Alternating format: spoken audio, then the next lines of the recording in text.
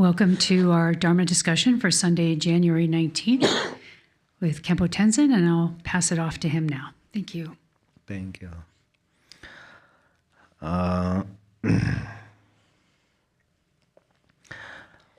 Okay, first we recite refuge in the Bodhicitta, the short part. There's page number 4.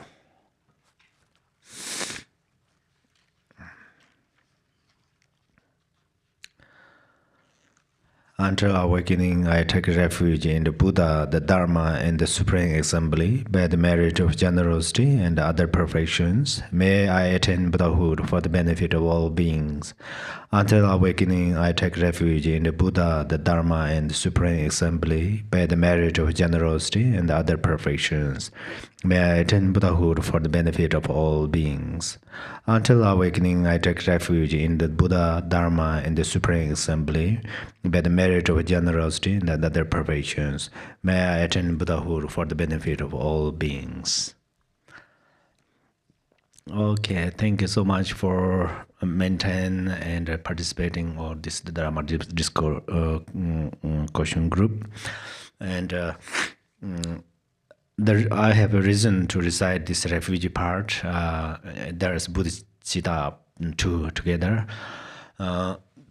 You all receive refugee vow, so I recommend you that after you receive refugee vow, actually it says you are going to remember the 3 jewels 3 times a day and 3 times a night. But if you can't do that so much, best method is there is a offering recitation.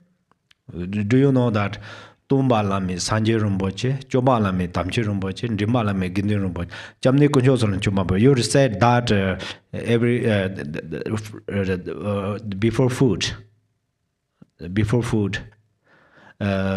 Even for example, you bring your food, and your next to your chair, some your friends are there, for example. So you are going to talk, hello, hi, and how are you, something. So that's where, if you are uncomfortable to sit and then offering, it's okay. When you ask food, at that time you mentally recite this food offering prayer. Then that means it covers your how to say, it keeps your samaya maintained, and it's very helpful. Okay, that's what I would like to remind you first. And second, Dharma discussion has benefits or not. This, I think, I share with you a story. Is not too much stories. So Dharma discussion has benefit or not, I will give you a proof. I say yes by myself. What is the proof is how many Dharma practitioners practice medicine Buddha. Can you raise up your hand? Oh yeah, you all practiced medicine Buddha, and here. Yeah, we did Tibetan calendar 8. We all practice, yeah? Yeah, we all practice. Actually, I know you all practice. So right now we have opportunity to practice medicine Buddha. Whose kindness? Whose kindness is that? Manjushire's kindness. If Manjushire did not ask Buddha, then we don't have medicine Buddha practice right now. How did Manjushire ask Buddha is, Manjushire said, Buddha, in the future degenerated time, there were many disease, unknown disease, and medicines cannot sometimes eliminate this disease. So at that time, is there any solution? And Manjushire, if there is some solution, please share. So he asked and request Buddha. And then Buddha said, oh, in many eons ago, there was a Bodhisattva, great Bodhisattva, and he greatly supplicate, commitment, promised that even who calls my name, may they receive my blessings, and may that blessings eliminate their disease. So that is the Medicine Buddha said that. Actually, there are great 12 supplications, and then for accomplish these prayers. For example, today I say, may I can freed 1,000 sentient being from samsara in next 3 years. For the sake of, so first I pray that, yeah, and then for the sake of accomplishing this prayer, I mean, it's in English it says, dream come true, dream comes true. For the sake of a dream comes true, then I have to accumulate merit. Similarly, so likewise, this Medicine Buddha, he accumulated until his dream comes true. So that's where right now we practice Medicine Buddha, and it benefits for us. Yeah. So that's where today you ask questions each others. Then this question benefit in many lifetimes for many thinking beings. So you keep this, and then you try as much as you possible, and ask as much as you possible. Okay, as much as you, yeah. Okay. Then may I ask you, or I pick out here name. Maybe some are there. Some, I think some Frank. Frank, are you there? Frank.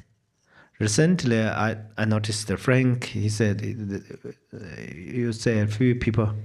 I don't see Frank there right now. Oh, so then everybody, if your name is not here, please you share your name in the office, and we keep this your name. I'm Dharma teacher. I cannot stay in the auto room, but your name is there, so it's very blissful. So may I pick up one name? Koncho Tokpa. Koncho Tokpa.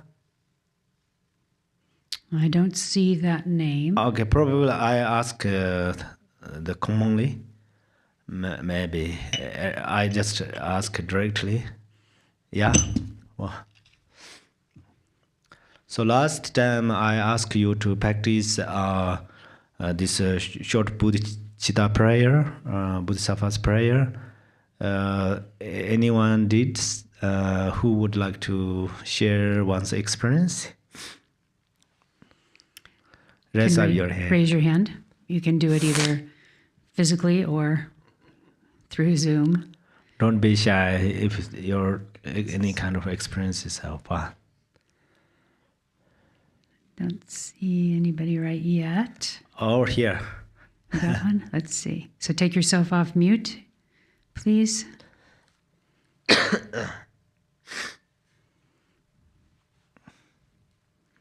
You saw someone, Khenpo? I don't see. Maybe Oh, yes. Shauna. Shauna, Shauna, you want to you. take yourself off mute? Thank you.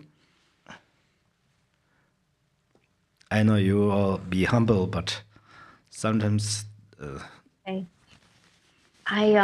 When I practiced it, when I have said that prayer before, what I've felt, my experience with it before last week was in myself, and sort of a warmth that I felt, it felt like generating a warm love to go out to the world.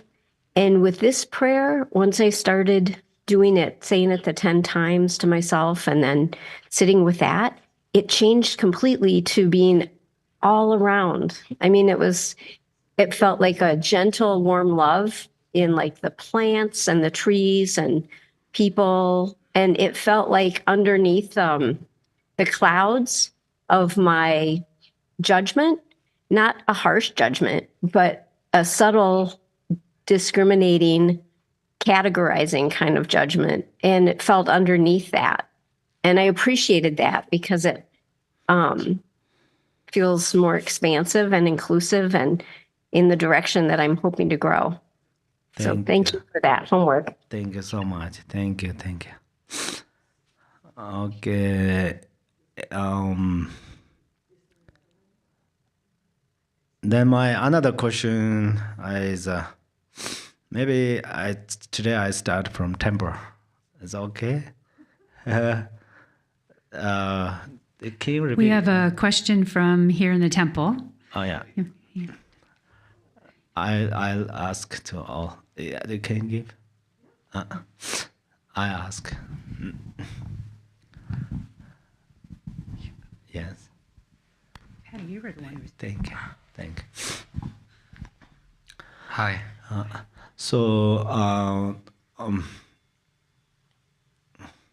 What is your favorite practice until now? You practice Dharma. Until now, my favorite practice. Yeah, I mean, you until now you practice Dharma. So now you feel my favorite practice is that. Maybe that's helped me a lot. Something. I think chanting, like a mantra. Oh yeah. Om Mani Padme Hum. Oh, thank you. Oh, you ask long. That's why. Yes. You ask long. That's why everybody receives long. Yeah. And Tara helps you. Yeah. Thank you. Thank you. And when you use it, if you are comfortable with name, it's better. And then, can you share? I ask you. Yes. You. Me. Yes. I ask another question. You helped a lot in the Sutra, all this in this outer room and so forth.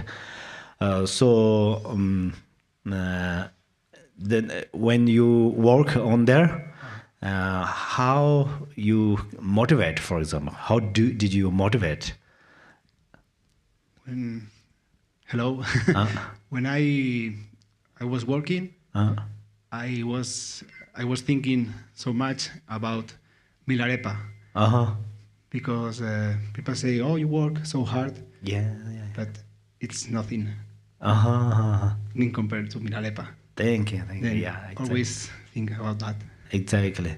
See, that is also very important. That when you do work, sometimes you work at that time. Oh, I work this for accumulate merit for all beings, and remember Milarepas.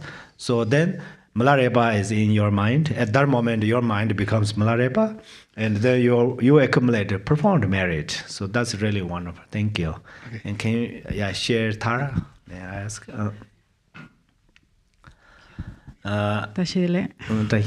What did you practice this week? Of course, I know you participate all these teachings and all our practices. Yes. But for other, do you have some experience? Yes, I practice also every day Cho. Oh, yeah. Yeah, the Jiten Sungon. What? Kusali. Oh, yeah. Yeah, and I feel every day more happy why I help to all sentient beings in the surround. And also forgot my ego. And yeah, I feel happy I do every day in the stupa. And also in the morning, 5 o'clock, I go to the small house there in Rinpoche. Oh, yeah. and meditation there. Yeah. Thank you. Thank you so much. Yeah, the kusala, so the Thara practices this is Jigten Sunggun's jute practice. So jute is usually the means cut all the thoughts. But this is a special way to you generosity, your one's body, flesh, bones, everything. So that is main thing is cut the grasping. That is really wonderful, and thank you so much. And then, can I ask you a question?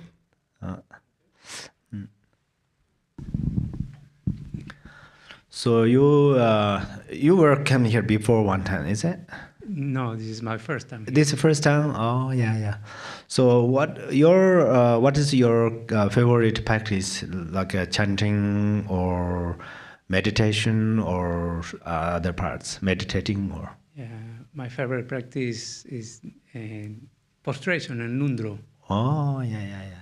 Thank you. Bodhicitta. Oh, yes. Part, yeah. Thank you. So please, you don't lose this enthusiasm, okay? So in the ancient masters, for example, Zapatra Rinpoche, he practiced Nundro 25 times. So he was not a higher reincarnation, something like that. He was first a very normal person. Even he was a very normal person. I share you this story. Zapatra, he gives a teaching, and then the crowd, many students, and then sometimes like outwardly thinking almost arises, and then he little bit run away, and he went to a nomadic family, and then he was very kind of a simple. And then he arrived in that family. There is one grandma, and grandma, of course, she is very sincere. She did not know that is Zapatra, and then she feed some food him, and then she let him work. And even then in the night, she cannot go in the restroom because in Tibet there's no restroom in the house. They are going to outside of the house. That's why she kept a small pot for her pee. And then even he peed in the pot. And then next morning she went to the yak's yard, and then she told to Zapatra, take my pee and outside. And then Zapatra went took her pee outside, and then some Zapatra's students come there, and they asked this grandmother, "Did you see Zapatra?" And she said, "I don't know Zapatra. Who is Zapatra?" And then they explained like that, and then she shocked. Oh my goodness, is this Zapatra? And so Zapatra is very kind of this very kind of.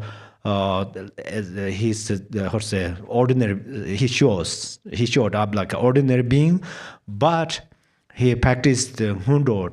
He received Nundro teaching 25 times, and then he practiced Nundro 25 times, and then now he is lineage guru. So that means his lineage guru means not only kind of politically push up something like that. Because of his realizations. Then he became enlightened. So that's where there are Malarepa, Zapatra, they are real Buddhas. So that's where I request, don't lose your enthusiasm. You are young, so you can do prostration, but certainly don't do so many prostrations, okay? Do kind of 500, 300, and then step by step doing that. Then it has a really... prostration means cha means actually cleans all the channels and karmic winds. So then wisdom wind function in the body. Okay, thank you. And you can you share? Yes, children. Yeah. Oh, you're first. Yeah, I will ask you. Yeah, it's okay. Children. It's okay. I was going to answer your question when you asked us to read that prayer 10 times, yes? Oh, thank you.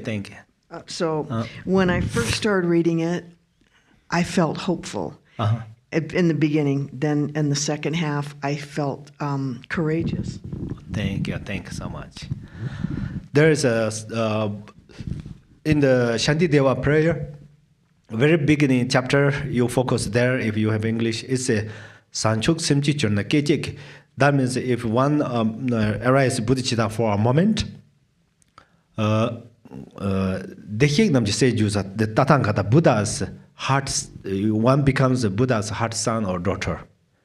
And then all these mundane gods and spiritual Dharma protectors, they prostrate to you. That means respect to you, help you. So that's where if one arises Bodhicitta for a moment, it has a really great benefit. Okay? Thank you so much. And may I ask you one question? Sure.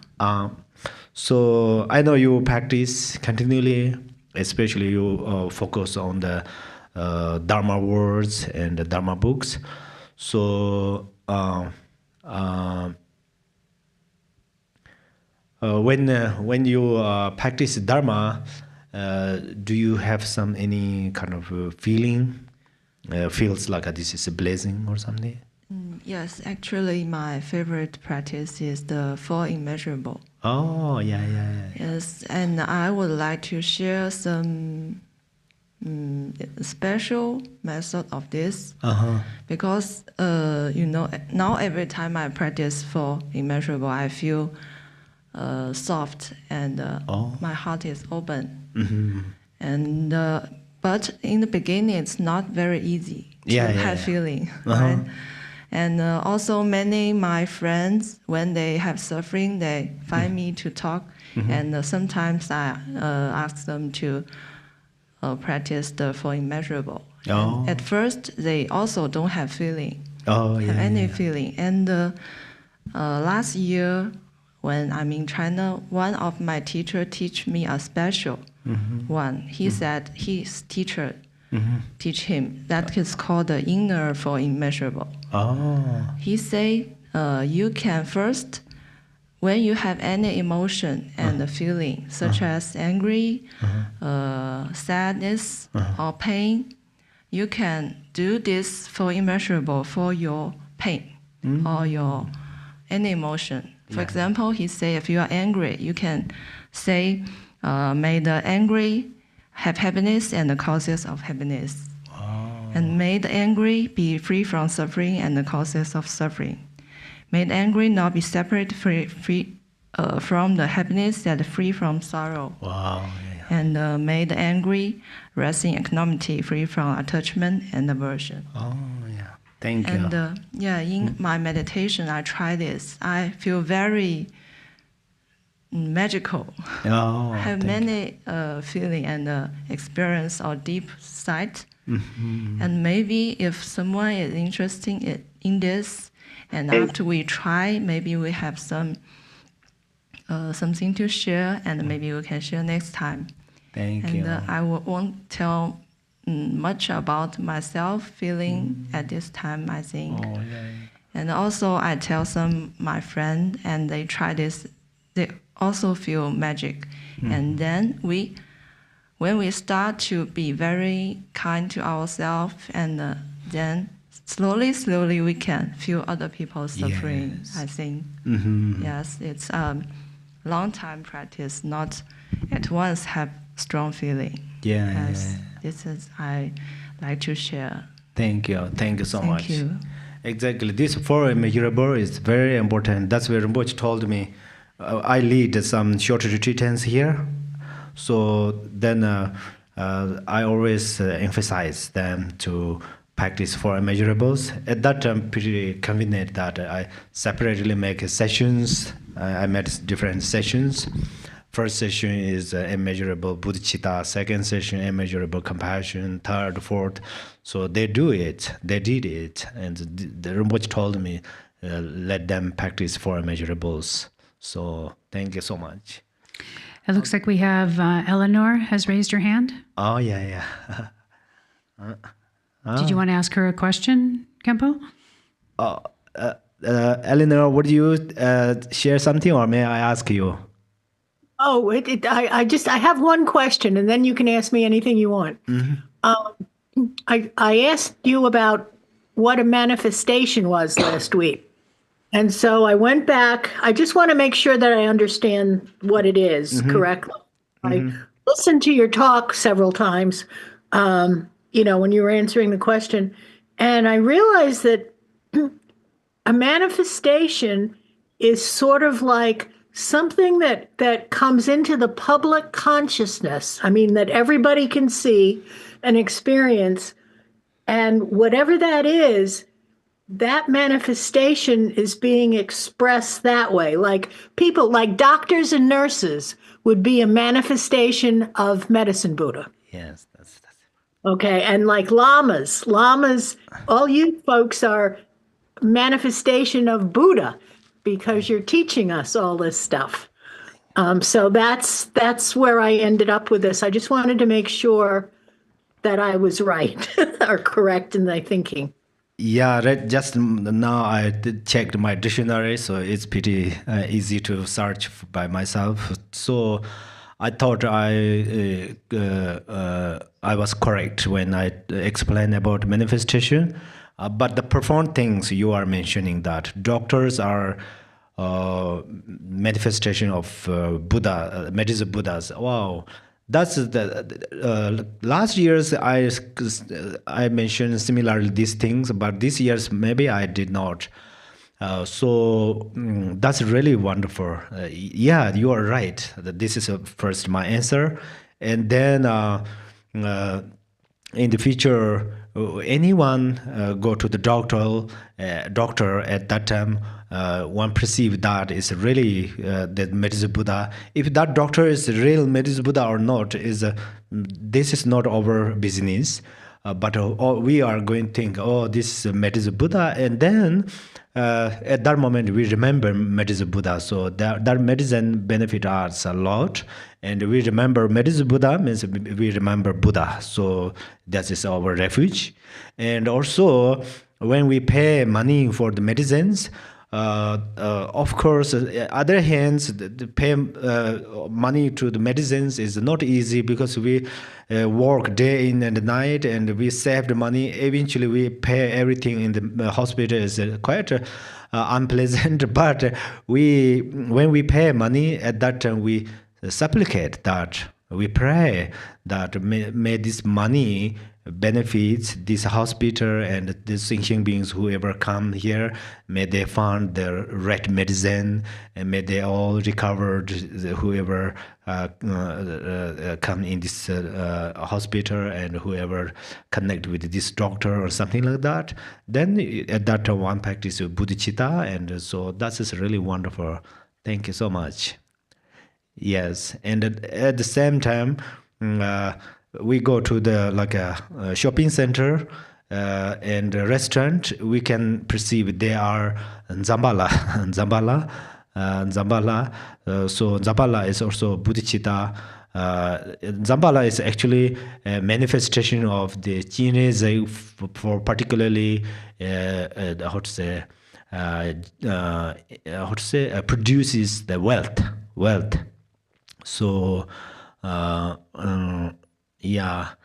and then when we are traveling to different places, like a aeroplane, I don't know the name, that we don't call driver, or like a 10 or bus driver, and at that time we can perceive that they are like a taras, and then our journey or travelings are also we have less obstacles and so forth.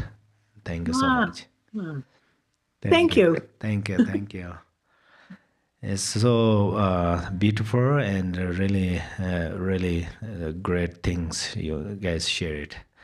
Okay, Elizabeth, yes, please. There's one. Elizabeth, with the 3 hearts, you can unmute yourself, please.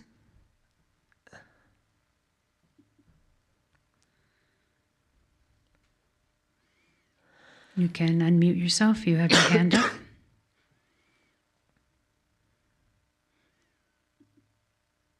Please. Oh, okay, sorry. Can you hear me? Yes. Yes. Okay. When Khenpo, unmute yourself. You have I'm unmuted. Do I have the right device? Yeah, I'm unmuted.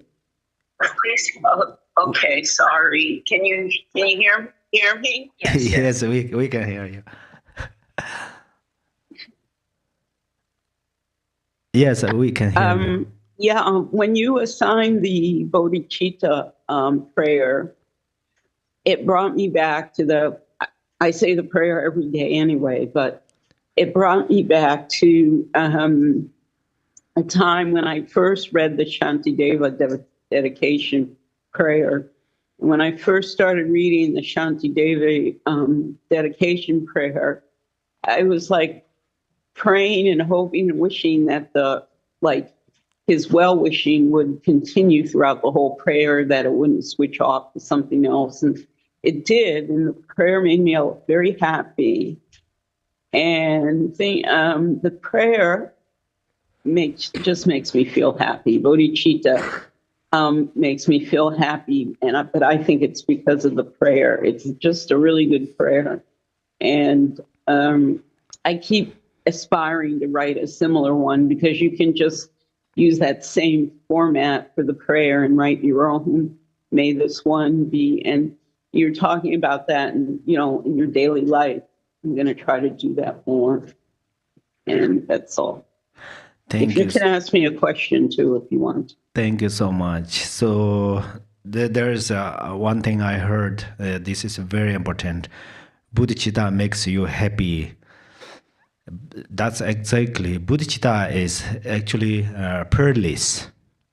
Peerless. We cannot buy bodhicitta in the market. We cannot bodhicitta we cannot dig the ground for searching bodhicitta, and we cannot fly to search bodhicitta. So this is very important. You maintain that, please, and at the same time, all the listeners, Dharma friends, please give some value this part. The bodhicitta makes happy. So that is very, very important. If I teach on bodhicitta 100 times, or one sangha experiences that bodhicitta makes me happy, that is much more super than 100 times my explanations. So if you feel bodhicitta makes happy, and then you possess bodhicitta, and then you're progressive, and then first you can feel bodhicitta makes happy, and second and third time, then bodhicitta observe all of these sufferings and obstacles, and they dissolve into the bodhicitta, and then bodhicitta becomes vast and vast.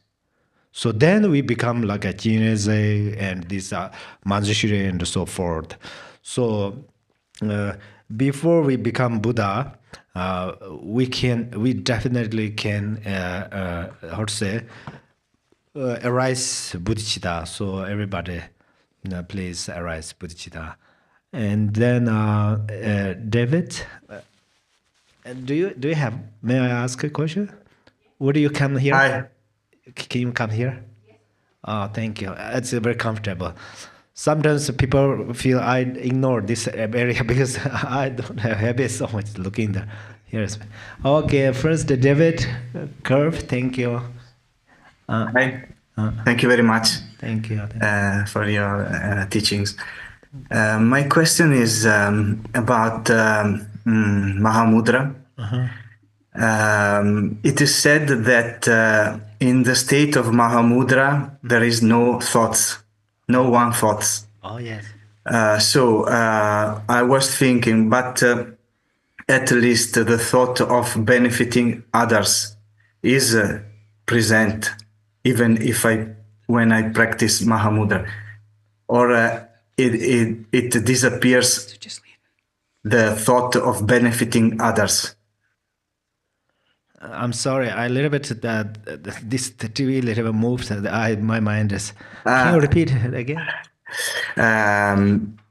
Garche Rinpoche said that in Mahamudra there is no thoughts. Oh yeah. No thoughts. Yes. But I think at least one thought is present, the thought of benefiting others. Or am I right? Yes, actually there is different layers. One way is later I brought another book. We will recite this a few times, one time together. It mentioned clearly. Actually, relative Bodhicitta and ultimate Bodhicitta. Relative Bodhicitta is a thought. It's good thought. You are right. That is only, there's a single thought that well for all beings. Yes, that is relative Bodhicitta. And the relative level of Bodhicitta. And ultimate level of Bodhicitta is there is no thought. Your mind becomes completely like empty space. Very clear, but still there is combined with other qualities. There is a warmness, or your experience is a bliss. We at that time we call it bliss. Otherwise, happiness is profound happiness.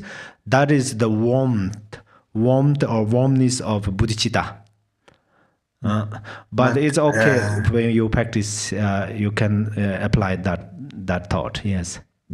Because my problem is that I think Buddha still continues to think of other people or of other sentient beings.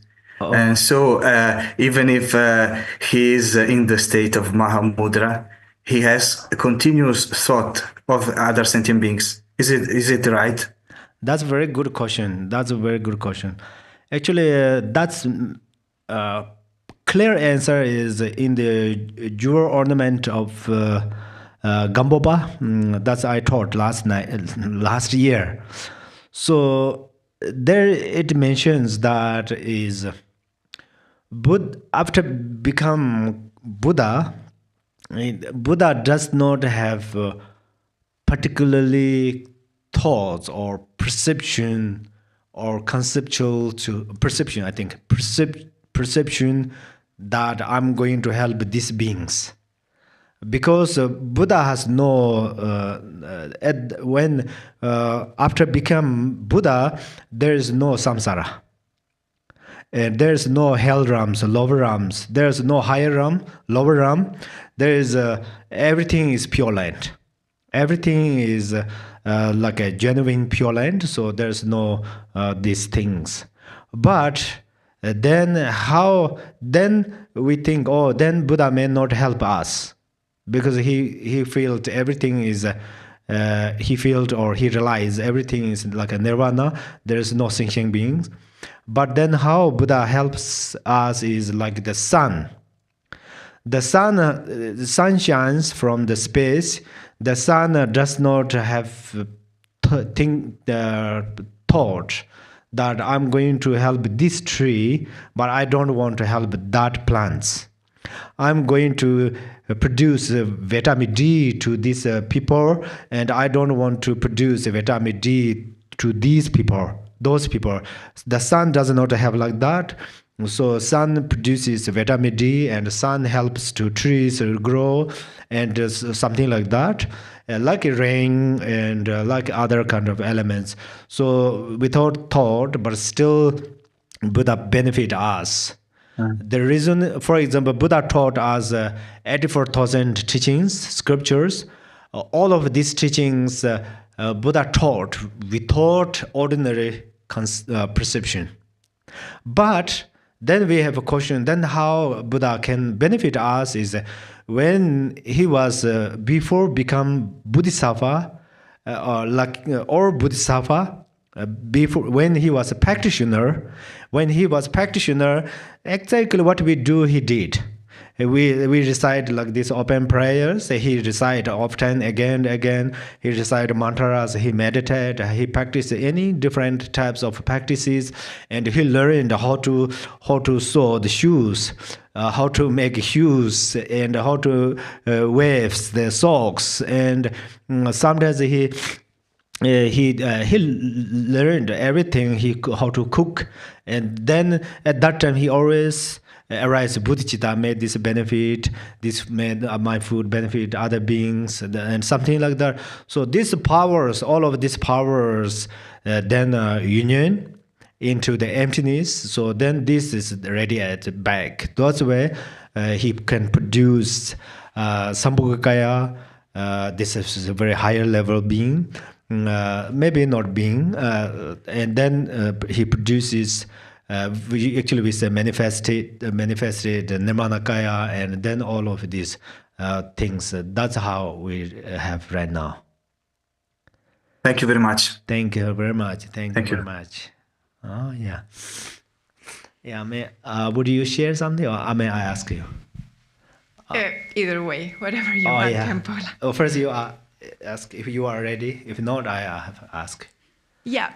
Do you want me to share my practice? Yes, please. Yes. I have a commitment with Green Tara, a long time commitment. Oh. But now that I've started doing White Tara with you every week, I kind of like it very much. Thank you. So yeah, I like Green Tara, and also I like very much to recite Heart Sutra. Thank you. Yes,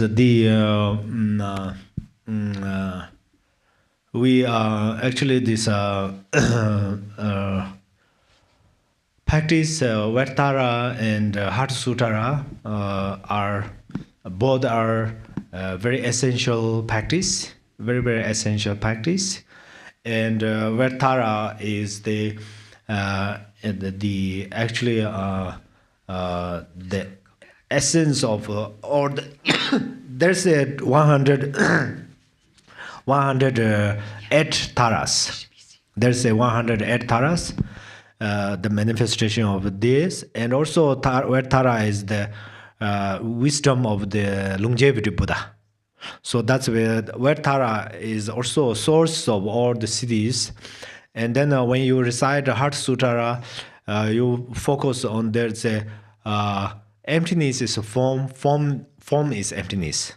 When you recite that part, then you little more focus. And actually there's the Dayata, Gate, Parangate, Parasangate, Bodhisattva. It mentioned 5 paths. That is also a conclusion of all the Heart Sutras. So very beginning we say eyes, ears, nose, and after a little while it said there's no nose, no eyes, and this is first part, second part, and then we gradually improve. Then eventually we found there is no everything is emptiness. No means emptiness. Nothing means not only negate something. Yeah. So that's so wonderful. Thank you so much. And this is Rinpoche shared with me one time. He recited. That's where these questions are really benefit all of us. Yeah. It reminds me a lot of Rinpoche's pattern instructions too.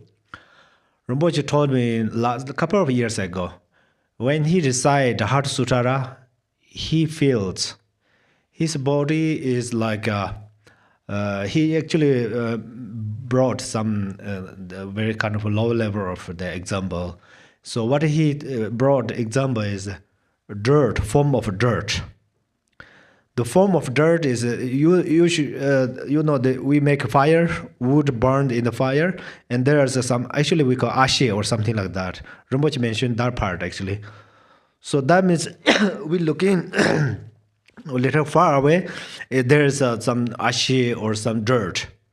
But then if we come close there, and then we blow it, each and every part is separate, going. Eventually there's no form. So that's where the Heart Sutra, when the Rinpoche recite that, he experiences this. So please, you also thank you for reminding me. And this everybody, when you recite, there are different recitations, but all of these recitations are really profound. So that's the Rinpoche's experience about Heart Sutra. And then some are higher level of practitioners. The main reason I'm talking about emptiness is a form, and form is emptiness. That is it's actually in the this is that mentioned about the 4 yogas in the Mahamudra. 4 yogas, and in the Zoba Chimbo it mentions about the Tikchu and Tugar part. So sometimes we think, oh, Zopa Chimbo, Mahamudra are somewhere, and then there are special things, something. But if we understand well, practice well, then the 4 yogas are in the Heart Sutra. Te atanga tenga de parasanga, gatenga de paranga de parasanga de bodhi soha. So soha is the bodhi soha means the actually another way to explain is bodhi soha means the uncommon siddhi accomplished. May I accomplish? I may accomplish the uncommon siddhi. So that is the profound realization. So thank you so much. Yes, Eleanor.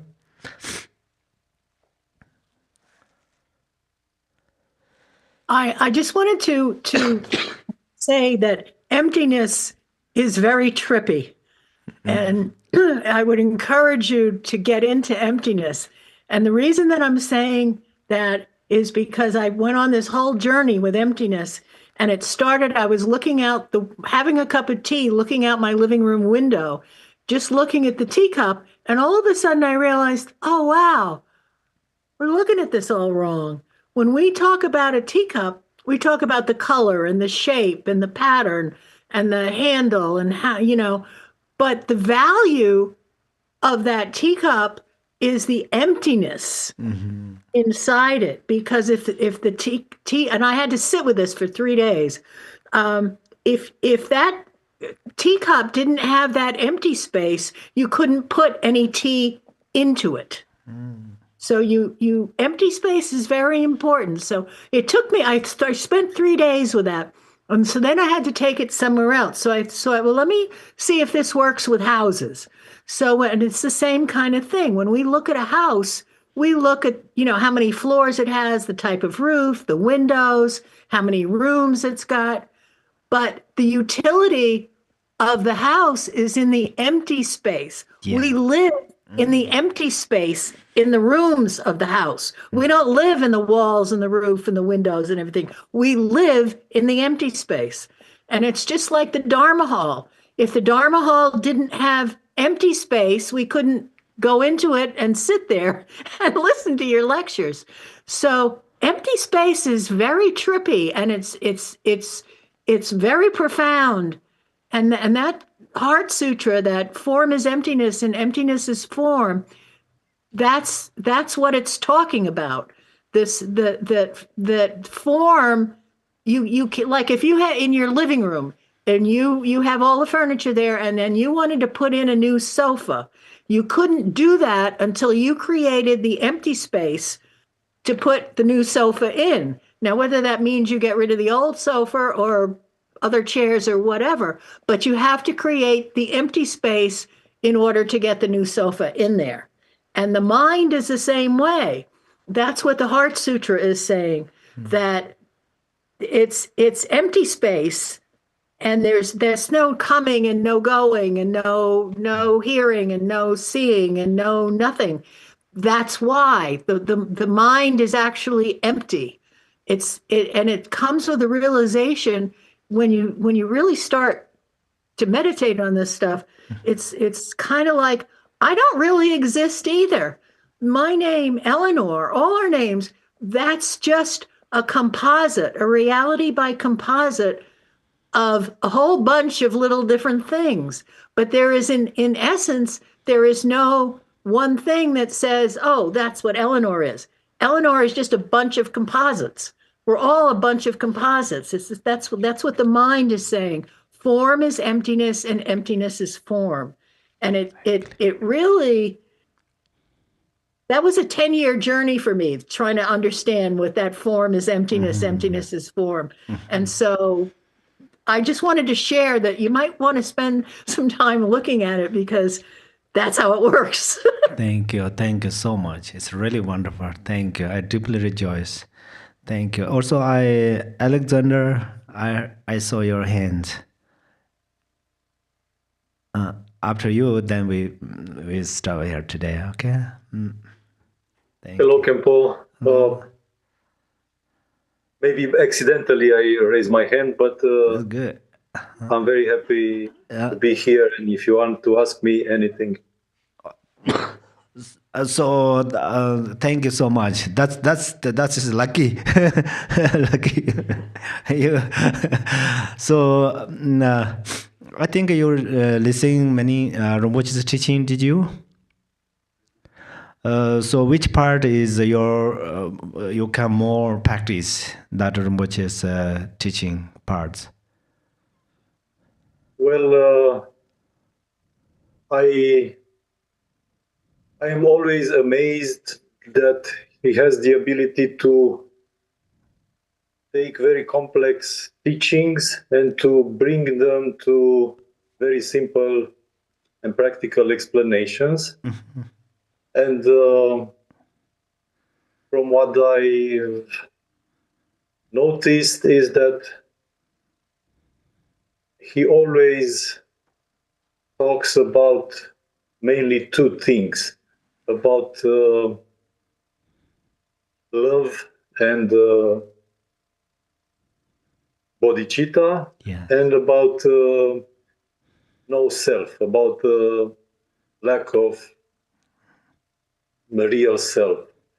But me as a beginner, I try to listen many times his more basic teachings, and I love his teachings on karma, on the law of cause and effect. And I understood that his advice was that one should get into Dharma by first gaining a full confidence in the law of karma, in the law of cause and effect. So for my beginner level, this is my favorite part of his teachings, when he talks about how he gained trust in the law of karma. And I also love that he always not only talks about love, but I can feel that he is love. Yeah. Not only talking about love, but love is pouring even through the computer from far away. Thank you so much. That is called blessing. Blessing. So one should feel it. And one feel it when Rinpoche teaches on Bodhicitta. So that means the blessing. And so that's so wonderful sharing. Thank you so much. Thank you, all of you. Actually, I have questions to you. But today, last week, I asked more in the Zoom. And let's ask in the temple. Today I ask more in the temple, but sometimes mixed. But all of answers, questions, and experiences are really benefits.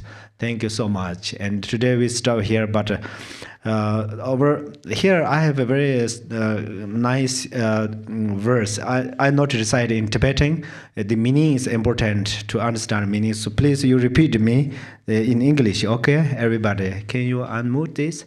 This is our dedication.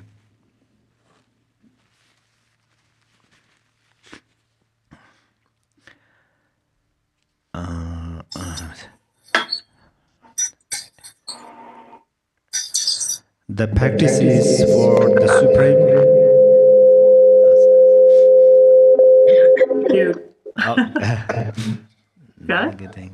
I repeat it.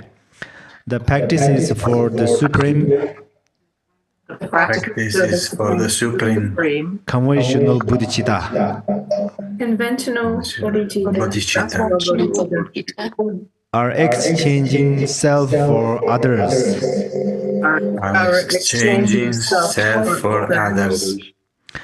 The practice is for the Supreme. Practices of the Supreme. Ultimate Bodhicitta. Ultimate Bodhicitta. It's a meditation on emptiness. Is meditation on emptiness. Meditation of emptiness. When you walk, When you walk, walk with Bodhicitta. Walk with the Bodhicitta. When you sit, When you sit, sit with Bodhicitta. sit with Bodhicitta. When you stand, when you stand, stand with Bodhicitta. Stand with the Bodhicitta. When you sleep, When you sleep, sleep with Bodhicitta. sleep with the Bodhicitta. When you look, when you look with Bodhicitta. Look with Bodhicitta. When you eat, when you eat, eat with Bodhicitta. Eat with Bodhicitta. When you speak, when you speak, speak with Bodhicitta. Speak with Bodhicitta. When you think, when you think, think with Bodhicitta. Think with Bodhicitta. Thank you so much. Rest Thank you well. very much. Thank you. Have a wonderful time. Thank you, Khenpo. You too, Shay. Thank you. Thank you. Thank you. Thank you. Here. Thank you, Khenpo. Thank you. Thank you. Thank you. Everybody have a great week. I'll see you next time. Thank you. Love you all. Bye, Love everybody. you all. Thank you Bye, very much. everybody. Take care of your cold. Yes. Yes, hope you feel better soon. Yeah, seriously, that cough. Get better.